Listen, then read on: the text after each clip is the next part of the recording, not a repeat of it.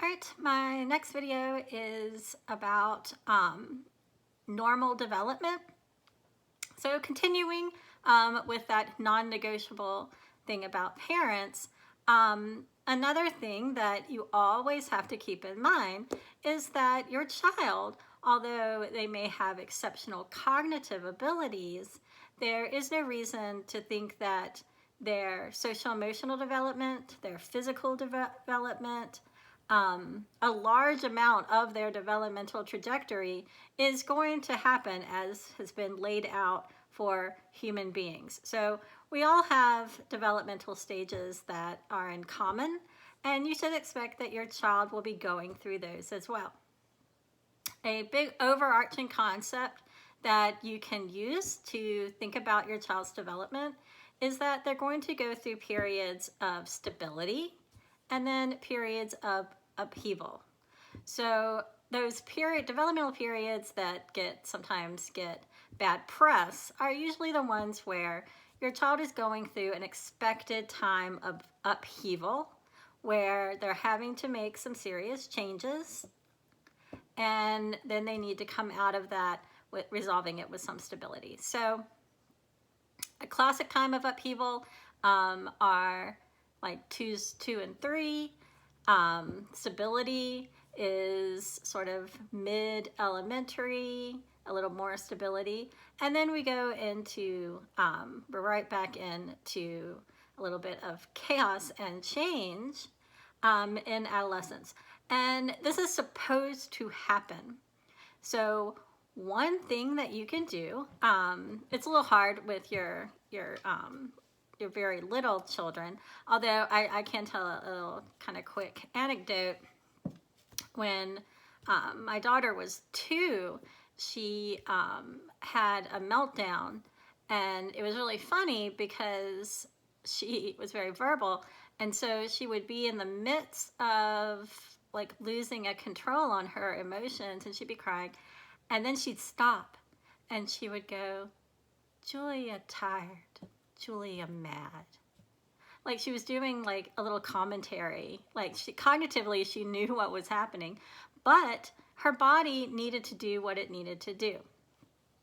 She didn't really understand that as a little child, although she could express it. Like she understood it in a cognitive sense, but not in another sense. And guess what? That happens again in adolescence, where the child now better, and almost all children can understand cognitively that that perhaps they shouldn't be at this level of upset, but their body actually is producing the chemicals and have triggered, fight and flight, the things that are involved in fight and flight, even though they're not going to fight or fly anywhere. But those chemicals, that chemical cascade has happened, and that it is very normal. That is a normal part of development. I don't like it when people say that adolescents' brains are not developed yet. That's kind of silly. They're exactly in the kind of development they're supposed to be in, where they are in a period of upheaval and that they need to do a lot of changes. They're making this transition from being 100% under the care of a family to going out on their own. And to do that, you've got to be able to tolerate risk-taking behavior. So you do risk-taking behavior because developmentally that is the thing that has to happen.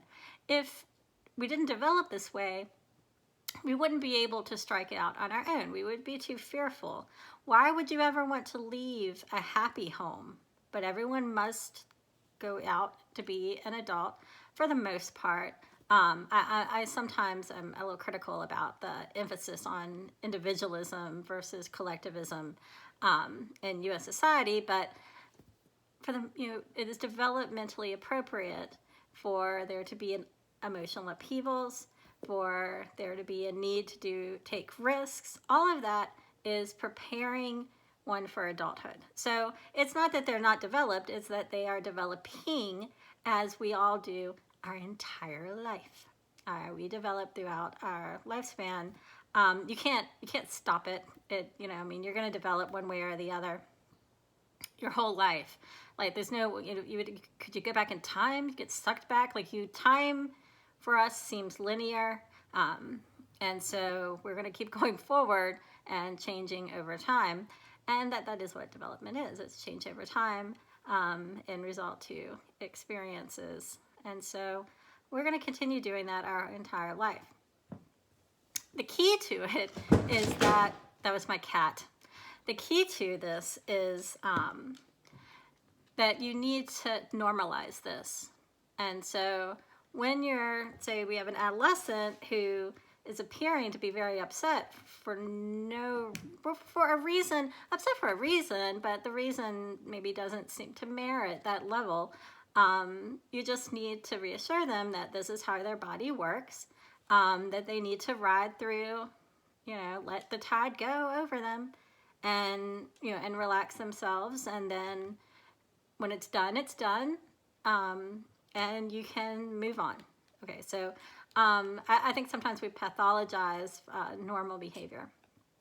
So that's my second big thing, is that have a sense of what is just normal development, so that for most of the things that you have to deal with, are just going to be those kinds of things.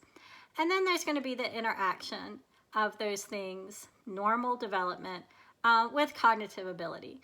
So it is more difficult to get over something if it doesn't fade.